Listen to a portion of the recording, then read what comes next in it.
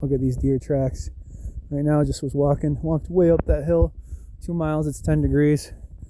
Gotta stay in shape for deer season. And I was just thinking about all the things you hear about deer hunting, and you watch these videos of these guys sitting in their tree stand, these city guys that really never put in the work to actually get a deer. They just seen a bedding area and they seen deer walk through their trail cams. It's like using a live scope. And some of these guys still can't catch fish. It's kind of funny. They heard that use a fire tiger repellent. Don't get me wrong, those are good. Everything has its application. I'm not going to deny that. But you hear these guys and they're just, the funnel. I'm in the funnel and all this, and they're shooting a deer from 200 yards. I mean, this guy could be drinking a beer, smoking a cigarette, and he could still shoot that deer from 200 yards. What's the real adrenaline? Shooting that deer, getting a mature deer walking 5 yards from you.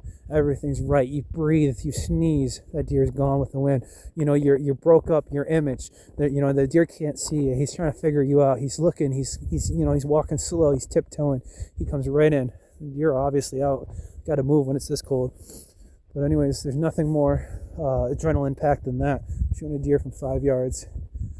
And anyways, my point to that is some of the biggest deer are taken in, I would say bow, but muzzleloader as well.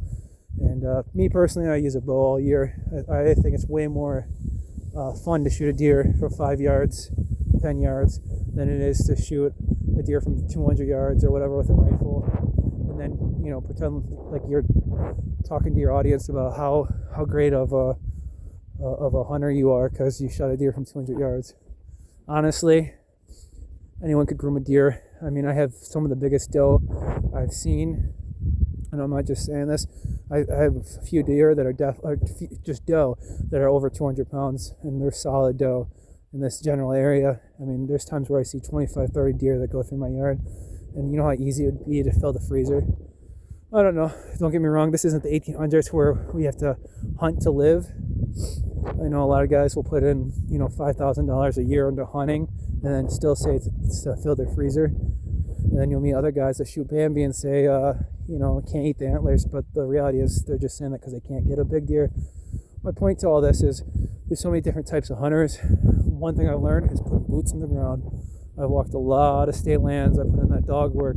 I've walked way, many miles.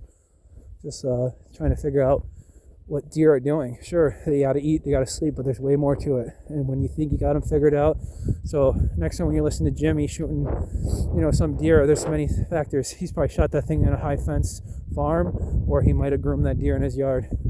So get out, walk, explore, even when it's 10 degrees.